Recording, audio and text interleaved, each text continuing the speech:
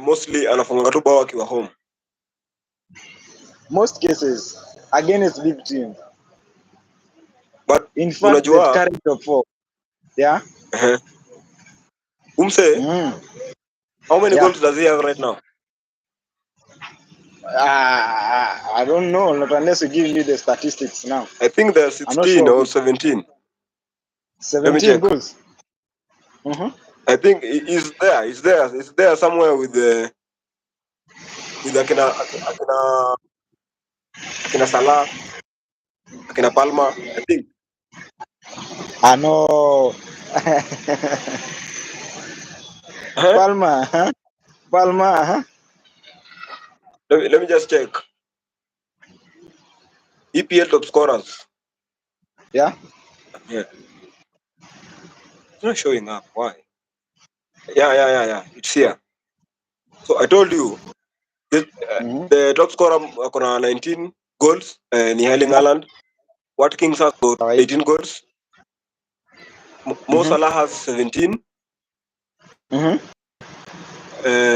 there is Cole Palmer with 16 goals. The Bournemouth striker Solanke with 16 goals. And then here comes Alexander Isak with 15 goals. 15 goals. Yeah. So this guy has been scoring. So ndio maana nakwambia Umse hizi mabao zake hawezi sema ati yeye ni mtu kama Lukaku. Huyu jamaa yeye impact team. Yeah. Like hiyo game unasema ya West Ham walikuwa Newcastle ndio walikuwa home. Game gani tena Umse ashaifunga? Kama kuna 15 goals ni kama amefunga karibu half of the team. So unaona, sasa wewe unakubali na inamaanisha all those goals did not come from home. But the question is how many games have been left? How many games zimebaki? Tumebakisha less than 5 games. We are in week 33. Week 33.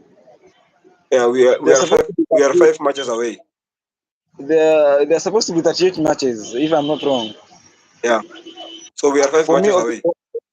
Okay, for me, I can't call him a striker for real. So for you, who is the best striker in England right now? The best striker? Yeah. In England right now, who will you choose anytime? I will always choose Salah. Mohamed Salah. But Salah is a veteran. Yeah. But I've answered the question. You have asked me which striker will I choose. That's why I've told you Mohamed Salah. I get you, man. I get you. So, but for me, I wouldn't want to underrate Alexander Isak that much, because this guy has been scoring and having 15 goals in an English Premier League, not for every striker. That one, it's not for every striker. Okay. Lukaku struggled to reach those numbers. Hojlund is struggling to get those numbers. Calvert-Lewin struggling to get those numbers. Check out of 20 Premier League clubs, and you will find less than 5 strikers have double numbers of goals this season.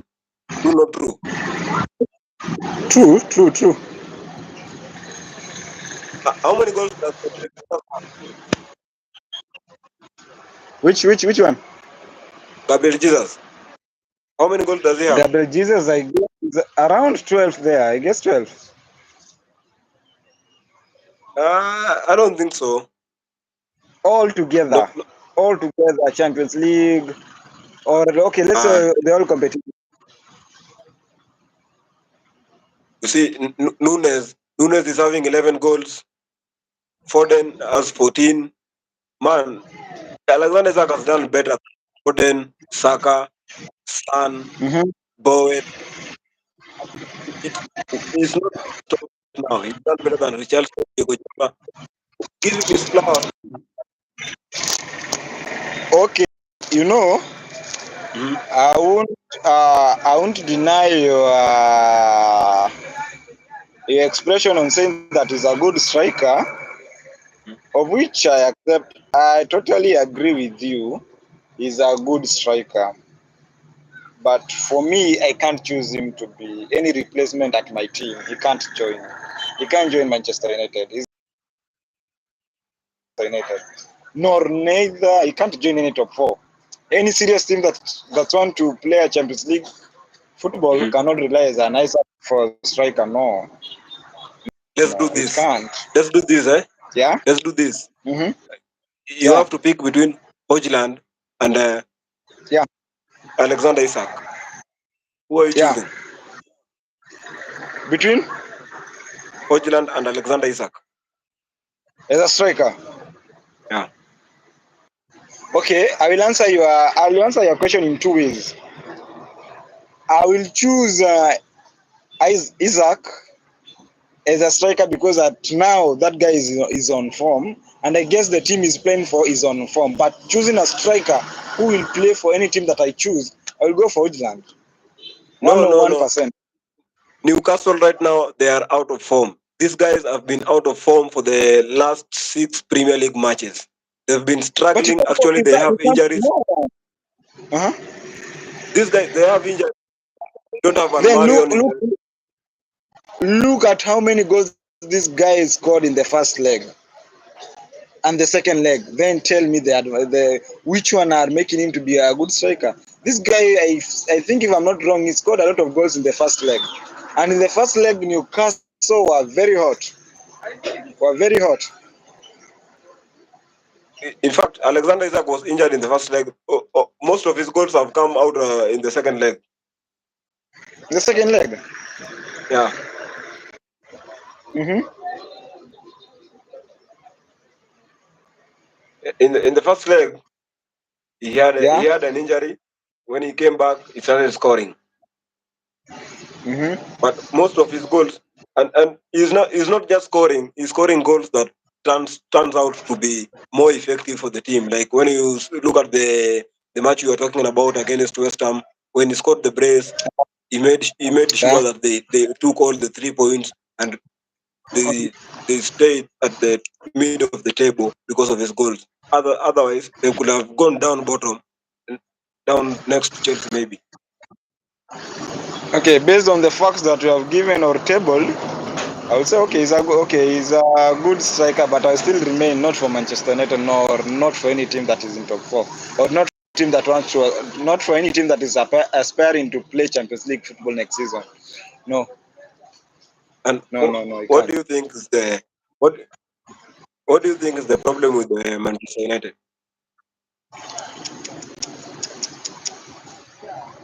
Manchester United has a big problem. Which is Okay, to just explain it in 5 words or any words, I would just say the board of management. Everything relies on the board of management of Manchester United.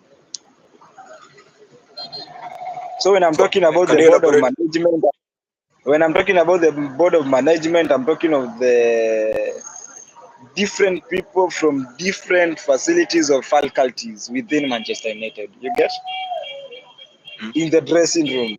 We have the Mhm.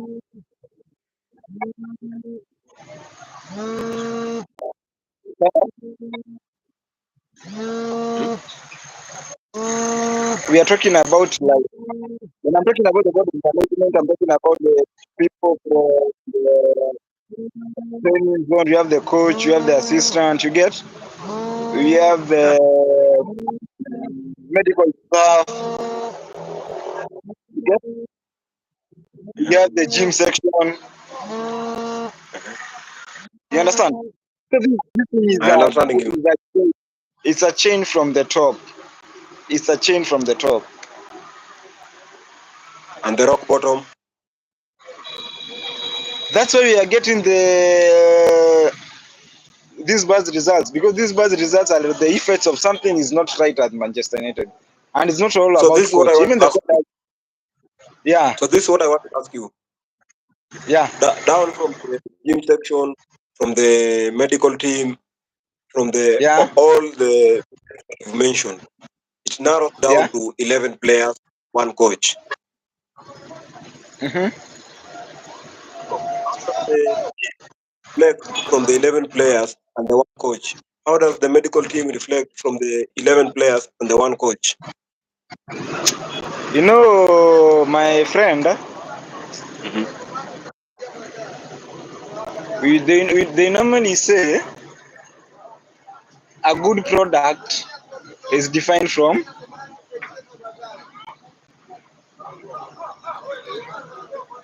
when you want to get good product, you must also get good quality to get good product. You understand? And the work rate or the process for you to have a good product, the process should be as good as wanted. Like for example, like you can't tell me that you want to do something that is good and you are using less or fewer efforts for you to get good results at the end of it. It's like a student. For you to have a student to excel well in an education, you must pamper these students with each and every resources that is required. If it's book, it's revision material, if the teachers, you understand?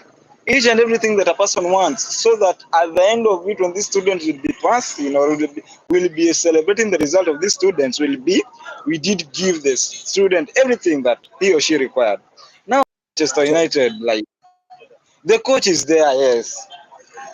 The question is, does the coach have the necessity or the tools for him to get the product that has as the fans we ought the coach to have? The answer is no. The answer is no. In fact, Manchester United has been winning simply because of one person. When I'm talking to one person, maybe it was a lack of that person for that day. He scores 2 goals. We win in a narrow win. You see, there's no any comfortable win that Manchester United have scored. At least you feel like today you have win and you have played really well. No, until the referee whistles the 90 minutes, that's the time that you realize that you have won the game or you have won the game. Trust me. But if we're still playing, and even if we are ahead 3-0 or 4-0, so long as the referee has not blown his whistle, the game can end up either 4-4, 5-4, and we end up losing. Because we have not been getting a convincing win. We don't have a way, we don't have a good way of playing football. We don't have any style. The players are tired, you know. so And and what changes? like what changes? What changes Hello. if you were given a chance today? If I'm in position of which we do understand that like there is more energy in the team, but a lot of players are not giving what they ought to have given. You can't compare Garnacho with Rashford, but at this particular time, Garnacho is a good player compared to Rashford. But to be like seriously, honestly, Garnacho should not start ahead of Rashford. But at this particular time, Rashford is not playing at anything. So the coach has no other ways than to pick up Garnacho. And trust me, Garnacho cannot play in any other team as a first player team. Cannot play in Chelsea as a first player team. Cannot play in Real Madrid as a first player team. Cannot play this. Cannot play even in Liverpool. Garnacho So, still has more. Garnacho has more to offer. so Has you're more saying to offer. He's Rashford? a good player. Yeah. You're saying Rashford is a quality player compared to Garnacho. The only difference is that Garnacho is on form right now, and Rashford looks out of form. Rashford does not look like Yeah. him. He does not look like the Rashford of last season. Yeah, yeah. And in fact, I don't know what is the problem. Maybe they know what is happening behind the curtains. We don't know. But for me, I guess we need at least 8 new players. 8 new players. 8 new players. If you're bringing 8 new players, in which positions, and who are you going to drop off? We have many. We are supposed to sell around 10. 10. So when you're bringing 8 new players and you have to do away with the almost 10 players, Yeah, which but picking players? first I'll bring an experienced. Let us start from the goalkeeper. The start? What do you think of No, Andre that Onana? guy, Let's start at position one. What do you think of Andre no. Onana? That guy has really tried his best. There's no any goalkeeper in the Premier League that have faced more shot compared to this guy. No, Actually, the last time I checked, he had considered your defense had considered 500 shots on target. on target. More. Yeah. It means what does it mean? Is that the fault of Onana? Onana faced more goal attacks than any other player in the English Premier League. That is it, and that one is a result of having your best defenders losing your best defender because of injuries. That is it.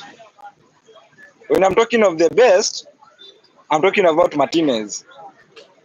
I'm talking about Varane. Though So, Varane cannot play 2 to 3 games consecutive, Maguire can never be my first choice of defender. Can never.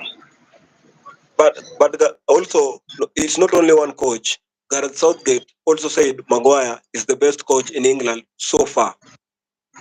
So I don't know what makes you think that Maguire cannot fit in Manchester United squad, yet he can fit in England's squad. You know, I will say like I respect each and every person's perspective. He's fine to give his own opinion, of which I say it's okay. But as for me, I also have opinion that should be respected the way I've done. So Maguire can never be my first choice defender. Can never.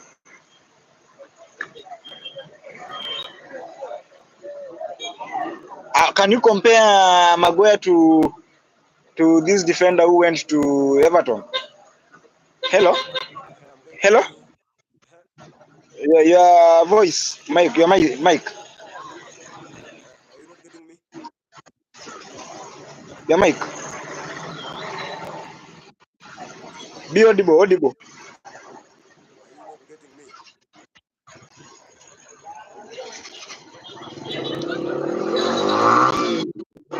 Hello. I can't hear you. Are you getting something? Hello. Yeah. Hello. Are you getting something? I don't know what has happened to your voice. I don't know. No, but I'm here. Your voice. It's okay. I'm continuing. Right now,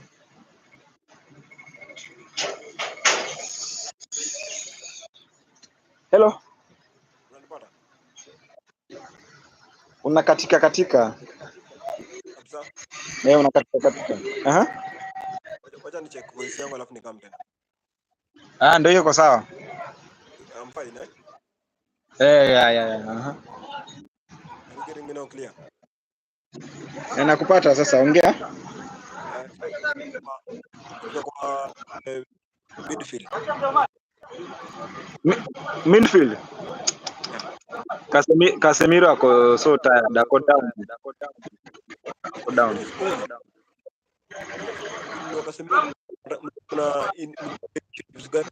Kwa sababu Casemiro Real release kama already wanted a player for one season to be the best player.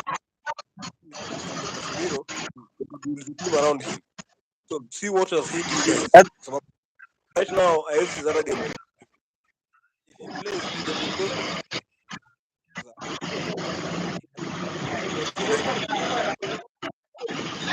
That's why I said Mhm. the ball, everything should be put, or the blame should be put on the board, not the current board, but the former board. Yeah, So for you, for the 8 players you were talking about, you are dropping Casemiro out.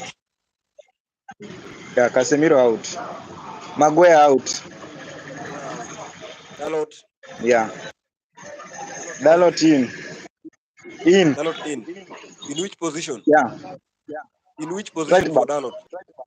Right back. Right back. Number 2. What Yeah. what about Aaron Wan-Bissaka? A backup for Dalot. The backup for Dalot. What about Luke Shaw? Yeah. Luke Shaw. Out. Out. McTominay. That should be the first player to go. But he's been a Terminator for all this time. You know, I always say some people don't have luck, but some people do have luck.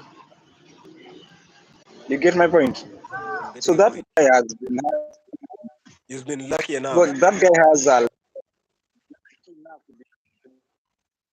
United player, and when you're given a chance, but that guy can't. No.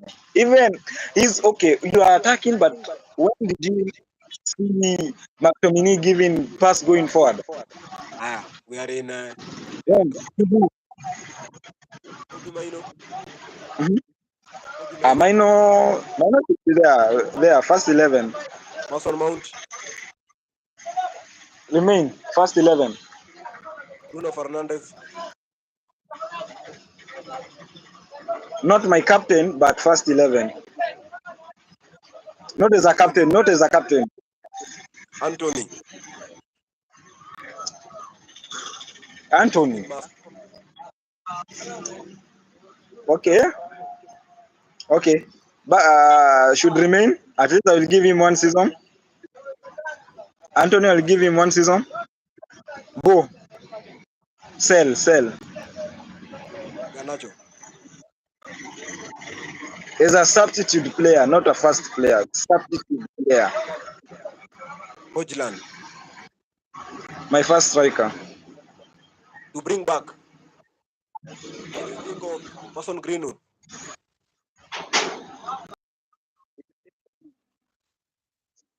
I think Greenwood could do better at 22 and that's What did you say? right Everyone? wing. What did you say? Everyone deserves a second chance. Everyone Nice. deserves a second chance. So nice to hear that. So I could prefer Greenwood on the right wing compared to Anthony. If Greenwood Greenwood back, is my first option. Yeah, if Greenwood comes back, then you don't need Anthony in your yeah. team anymore. We don't need to. Anthony said, No, why should we sell? Like, surely we need backup. We need something known as we need something known as a squad depth, my friend. okay. I get you. Yeah. What about the coach? Stay. Coach Day. I'm gonna ask you this question. Stay.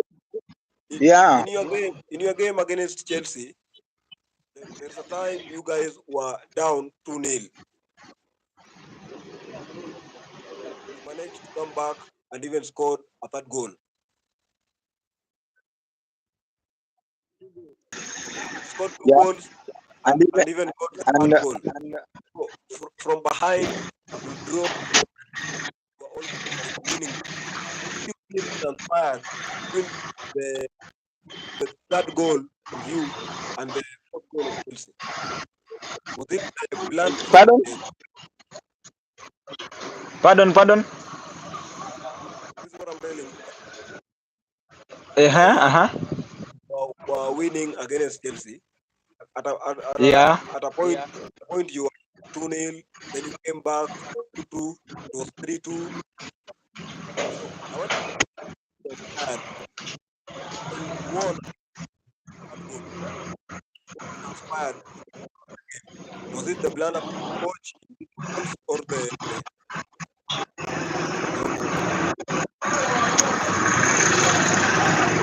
You know,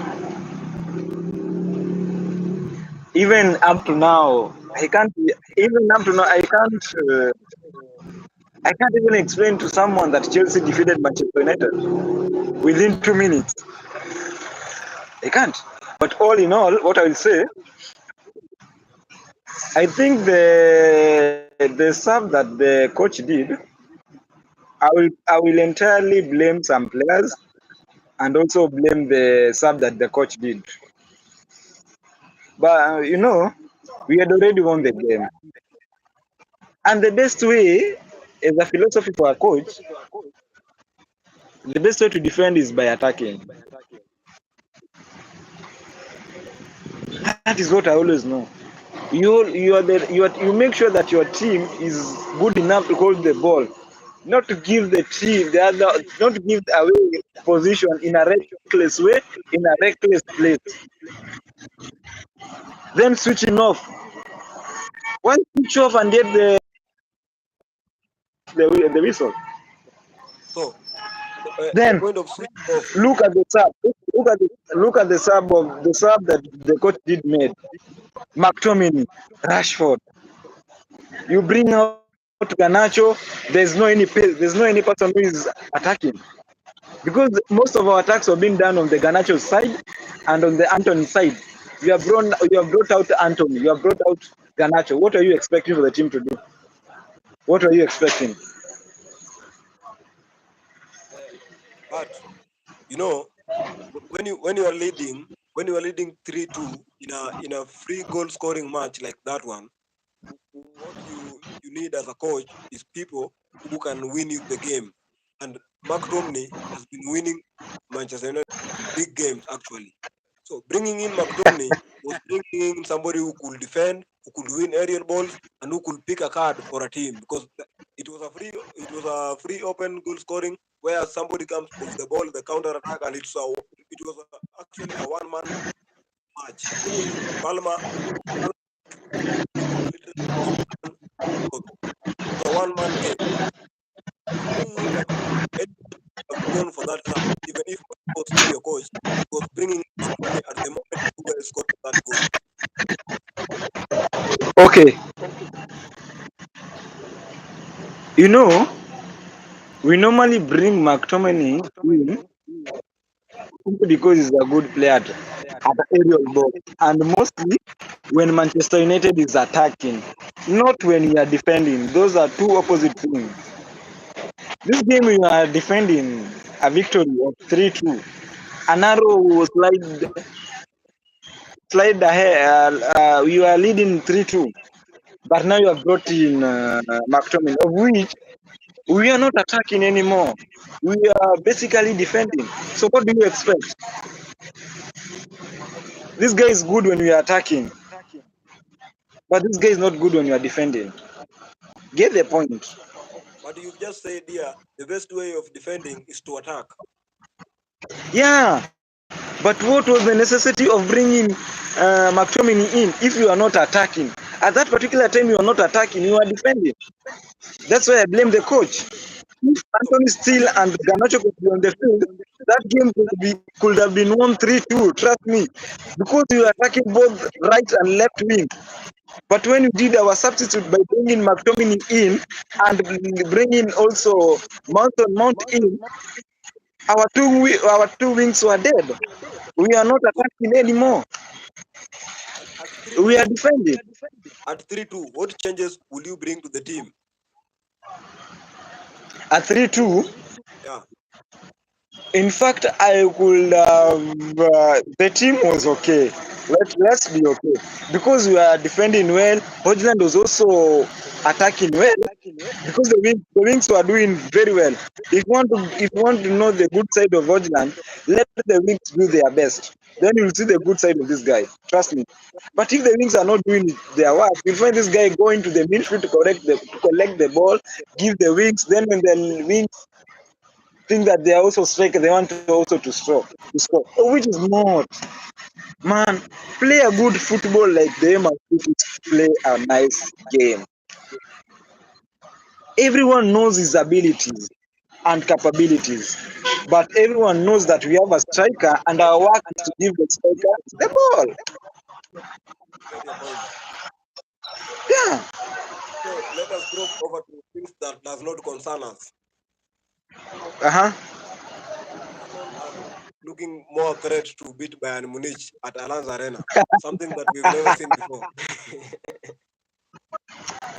Wow. Arsenal. Things have changed.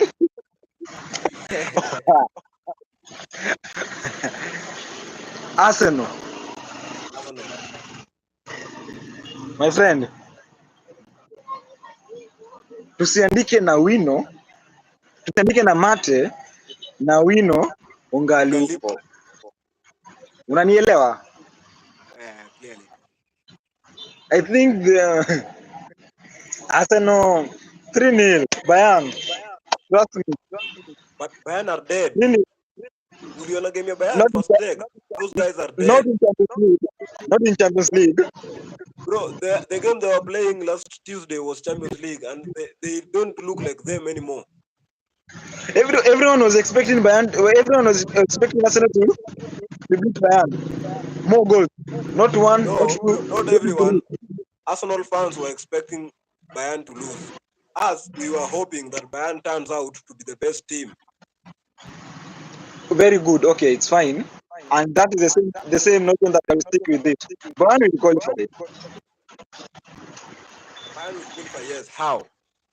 90 minutes. Trust me, 90 minutes.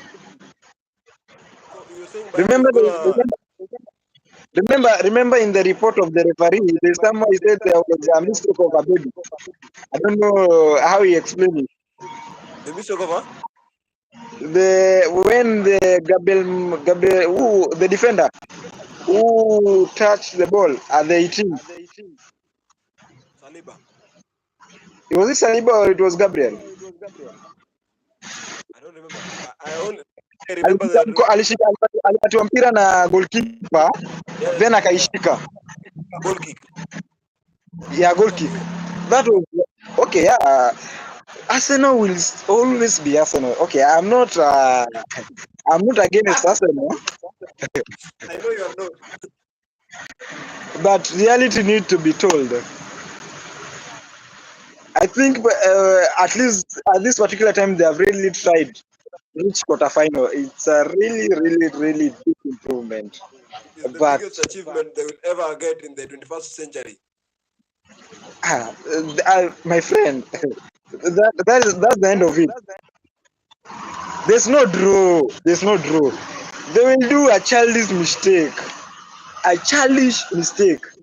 Bayern Arenas, and it will So cost them. let us think this way. Luckily, they get there. Luckily, they Okay, get there. we have different opinions, aspirations, but I don't see even in my dreams or even one of my I don't think if I can dream of Arsenal beating Bayern at Allianz Arena. I don't. I don't. Surely, how? How? Just Yeah. dependent Arsenal are going to lose to Bayern Munich. There is no other thing that can happen. It is all Pardon? saying Yeah. whatever that's in your mind is only football heritage that Bayern can never lose to Arsenal. What Bayern did, they lost last week by drawing with Arsenal. That's a loss to them. That's a loss to them. Draw. Arsenal with Bayern draw. Okay, we'll take it as a positive aspect, like we want to give them an open play at Arena, of which Arsenal will come hoping this is the same team that we played with it last week. Okay, it's fine. But prepare for a lot of goals. A lot of goals. This game will be won in the first leg, first round, first half. Stop. This is Then crucial, my friend. there is a game of the big dogs, the best fixture in the Europe right now, Manchester City versus Real Madrid. What do you think about those two giants? That game is hard. It's very hard. I think that game will require an individual brilliance from any team. Which Foden has? Foden is a very brilliant individual. Even Bellingham is a good player. But why couldn't Bellingham show up in this game? He didn't show up. Let's say that day was a bad day for him. It's normal. No. It's football. It's normal. So you think he's gonna turn We up in the think, second leg at Etihad? He could not do this at their own backyard. What makes you think that he's gonna turn up at Etihad? I don't want to give my reaction on it by saying which team will win, because if I will try to defend it, automatically you will know where I'm stick my ground on. That's why I'm saying that game will require an individual brilliance from any player, either Real Madrid or Man City, or Having, having any team that makes a mistake or slip actually that's within what 1 I'm minute. going. That's what I was going to ask you. Having seen their first leg match, which team do you think is mistake prone? Which team will make more mistakes? And do you think, because Real Madrid, I saw Real Madrid making a lot of chances, but there is no one to bury the chances. In fact, if I was to advise Real Madrid, they need a goal striker, somebody like Benzema who could bury any chance, any given. Look at Vinicius, a lot of chances. You know, Real Madrid are very good at playing reckless, of which I don't know if Manchester City will capitalize on it, but I'm hopeful that we'll have a narrow win. A narrow win. Do you think Manchester City are going to win against Real Madrid with a narrow win?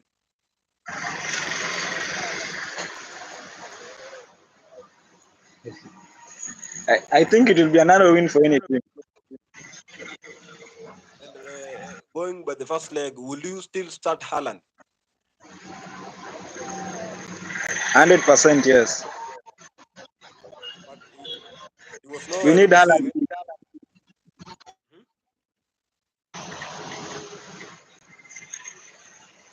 Nobody saw Haaland the whole time.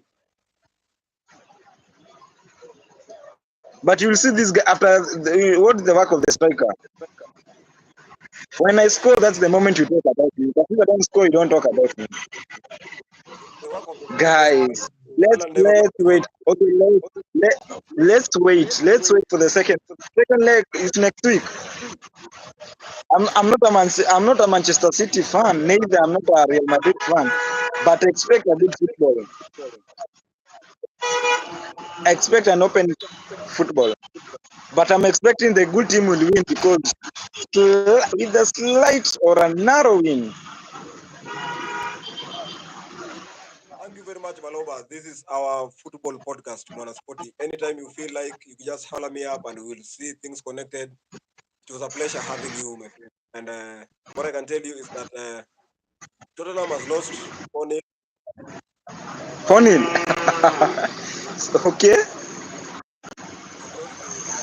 Have lost to Newcastle. And as things stands, this is what Tottenham is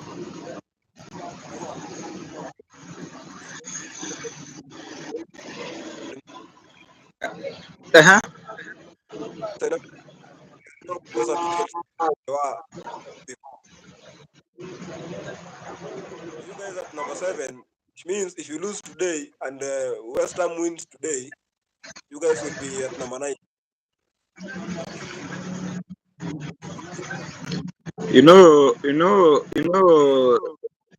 Anything goes by for Manchester United, that is not a topic for me. That team, we shall talk about Manchester United next season, not for this season. We are No, but just trying to we are just trying to we are just trying to complete the games that we are supposed to complete. The 38 matches. so this is what I'm trying to tell you. We already the league for us, Chelsea and Manchester, the league is done. What is left for Even the us? Champions League is done. Yes, for us it's done. We are not going to play the Champions League. We are not going to play nothing. The only competition we have is between Chelsea and Manchester United, who's finishing above who? We have chance to finish above, and you guys are working hard. We don't catch up with you. But the fortune is bringing you down. Right now, number 7. Uh,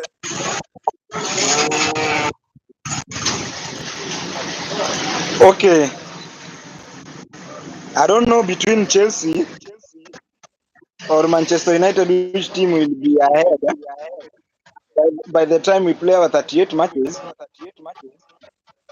But I'm just looking forward to Manchester United against Chelsea at Wembley. yeah. We still have a score to settle. First, we're gonna Yeah, beat City. We are, after City coming, City will play Real on Wednesday, and on Saturday they will yeah. be playing Chelsea. So we have a very big advantage to beat Manchester City. After we do that, we will square things at Wembley with you guys because you said we There's no. robbed you. Mm. You guys said that we robbed you on a 4-3 win. So you've been robbing us and we've been complaining. But if you once complain the whole month, we'll square this one. Let's go. Okay, let's go. We shall meet at Wembley. We are not hoping. We are taking chances. We are going to meet at Wembley. Don't let Coventry come to Wembley because we will kill Coventry.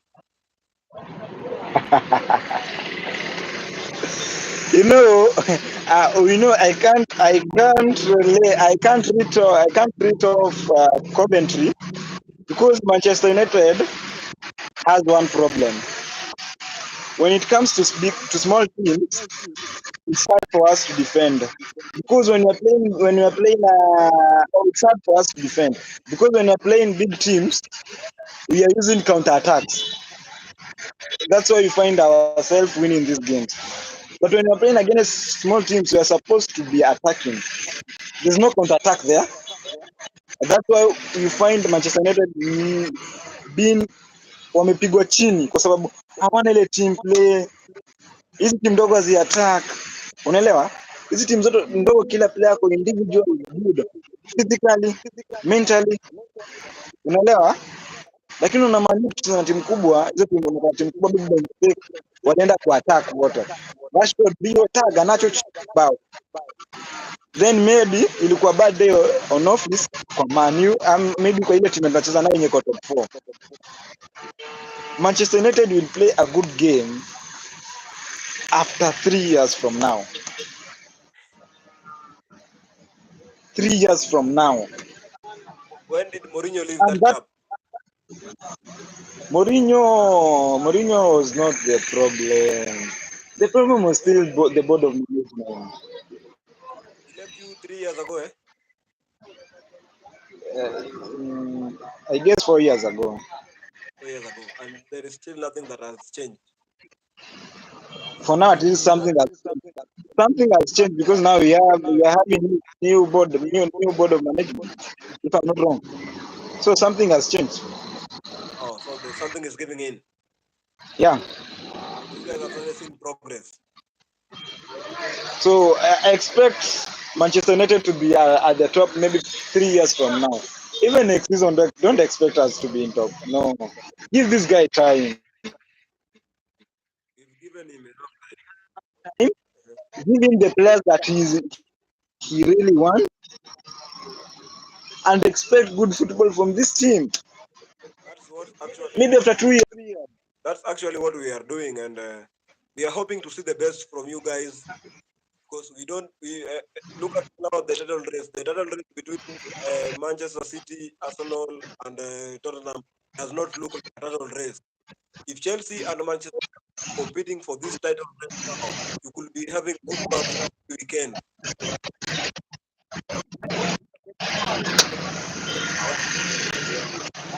No, even don't. Okay, the title race. The title race is for two people. It's for Man City and Liverpool. I don't know why you are calling the name of Arsenal there.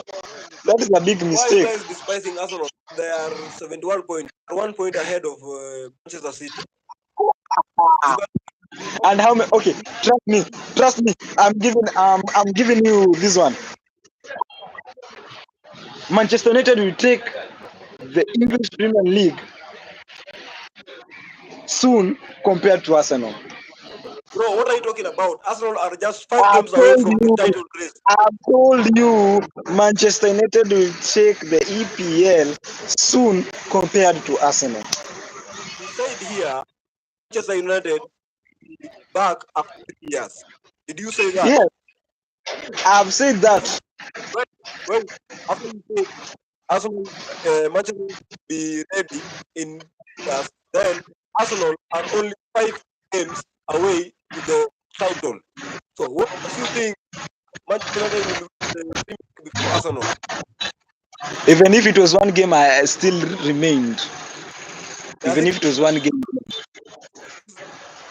mean that Arsenal alone that win the league will not give it to them? Right? My friend, even if Arsenal could have already played Man City, I've already played Manchester United, I've already played Liverpool, I've already played every big fish that we know, still these guys will not win the league. Huh? Trust me, and you How? remember we are on records. We are on records. Manchester United or Chelsea will win the Barclays Premier League soon compared to Arsenal. Take it to the bank. Okay. No, I don't understand what you're talking about. Arsenal, they are the league leaders right now with 71 points. If every team that remains, every team challenging for the title race wins their remaining fixtures, that means that Arsenal will be the title holders for this season.